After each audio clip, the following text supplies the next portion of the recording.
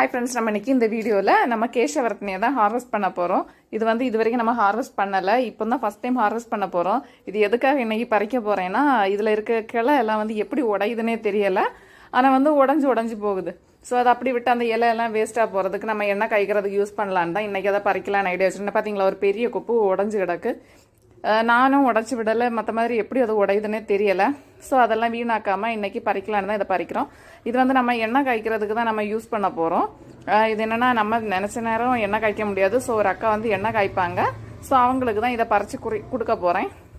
பார்த்தீங்களா, இனி நம்ம இதை கட் பண்ணி விட்டால் திழுக்கும். இது எந்த மாதிரி பராமரிக்கணும்னு கூட தெரியாது. சும்மா நட்டு வச்சிருக்குமே, தண்ணி ஊற்றுறேன், உரம் போடுறேன், அவ்வளோதான். ஸோ இன்றைக்கி வந்து நமக்கு வந்து இவ்வளோ இலை கிடச்சிருக்கு. ஸோ இந்த இலையெல்லாம் பறித்து நல்லா அந்த செடியை ட்ரிம் பண்ணி விட்டாச்சு. பார்த்தீங்களா, நம்ம மாடி தோட்டத்துலேருந்தே நமக்கு இவ்வளோ மூலிகை கிடைக்குது.